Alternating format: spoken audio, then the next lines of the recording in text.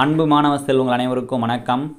காவல் உதவி ஆய்வாளர் தேர்வுக்கான தேர்வு அறிவிப்பு எப்பொழுது சார் வரும்னு சொல்லி தொடர்ச்சியாக மாணவர்கள் கேட்டுக்கிட்டே இருக்கிறீங்க.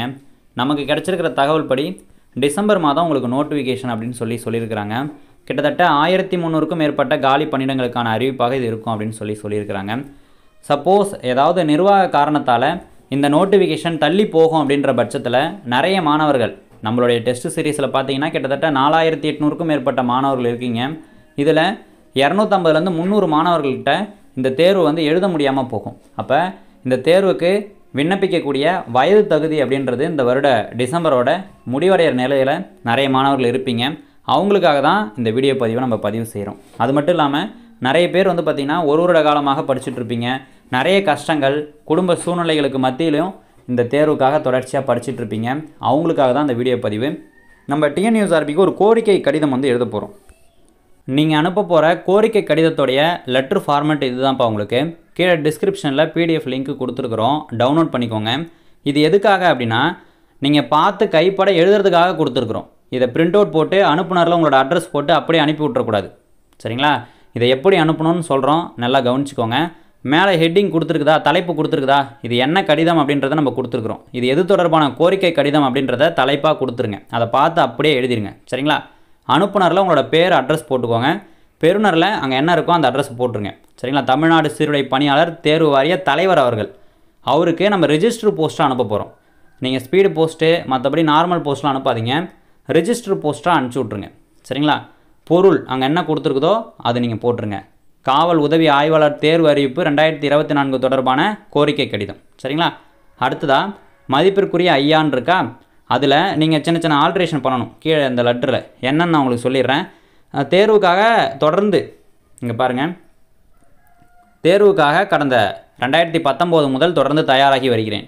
இந்த இடத்துல நீங்கள் எப்போலேருந்து தயாராகிறீங்களோ அந்த வருஷத்தை மென்ஷன் பண்ணிவிடுங்க. சரிங்களா?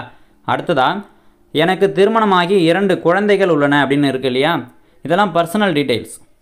இதை நீங்கள் மென்ஷன் பண்ணணுன்னா மென்ஷன் பண்ணுங்கள். உங்களுக்கு கல்யாணம் ஆகி குழந்தை இருக்குது அப்படின்னா நீங்கள் மென்ஷன் பண்ணுங்கள். அப்படி இல்லைனா திருமணமாகி பல சிரமங்களுக்கு மத்தியிலும் மக்கள் சேவை புரிய காவல்துறை பணிக்கு செல்ல வேண்டும் என முயற்சித்து வருகிறேன், இதை நீங்கள் மென்ஷன் பண்ணலாம்.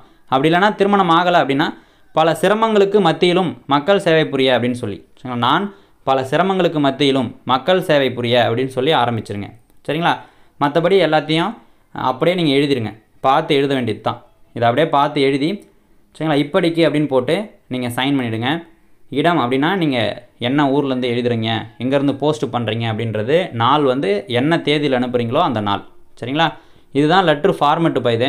இந்த ஃபார்மெட் படி நீங்கள் அனுப்பிச்சிங்க அப்படின்னா எத்தனை நாளுக்குள்ளார உங்களுக்கு ரிப்ளை வரும் அப்படின்னு சொல்லி பார்த்தீங்கன்னா ஒரு 10 நாள் 12 நாள் இதுக்குள்ளாரையே பார்த்திங்கன்னா தமிழ்நாடு சீருடை பணியாளர் தேர்வு வாரிய தலைவர் அவர்கள் அவங்களோட தரப்புலேருந்து உங்களுக்கு ரிப்ளை பண்ணிவிடுவாங்க. அஃபிஷியலாகவே உங்களுக்கு தெரிஞ்சிடும். சரிங்களா? டிசம்பர் நோட்டிஃபிகேஷன் அப்படின்னு நம்ம சொல்கிறோம். அவங்களோட தரப்புலேருந்து அவங்க என்ன பதில் சொல்கிறாங்க அப்படின்றது உங்களுக்கு தெரிஞ்சிடும். சரிங்களா? அப்போ இதை ஒருத்தர் 2 பேர் செஞ்சால் போதுமா அப்படின்னு கேட்டிங்கன்னா டிஎன்யூஎஸ்ஆர்பிக்கு அந்த அழுத்தம் கிடைக்காது. சரிங்களா? நிறைய பேர் இந்த அழுத்தத்தை கொடுக்கணும். அப்போ யார் யாருக்கெல்லாம் எக்ஸாம் நோட்டிஃபிகேஷன் சீக்கிரமாக வரணும் அப்படின்னு நினைக்கிறீங்களோ, யார் யாரெல்லாம் பல சிரமங்களை எதிர்கொண்டு படிச்சுட்டு இருக்கிறீங்களோ எல்லாருமே போடுங்க. ஒரு 50 ரூபா தான் செலவாகும். சரிங்களா? ஏன்னா நோட்டிஃபிகேஷன் நீங்களே பார்த்தீங்கன்னா தெரியும், ஜூன் மாதம் வெளியிடப்படும்னு சொல்லியிருந்தாங்க. அடுத்தது அக்டோபரில் நோட்டிஃபிகேஷன் விடுறதா இருந்துச்சு, திரும்ப நவம்பரில் இருந்துச்சு. சரிங்களா? அப்படியே கொஞ்சம் கொஞ்சமாக பாருங்கள். இப்போ டிசம்பர் வரப்போகுது. நவம்பர் மாதத்துலேயே 16 17 தேதி ஆயிடுச்சு. அடுத்தது டிசம்பர் தான்.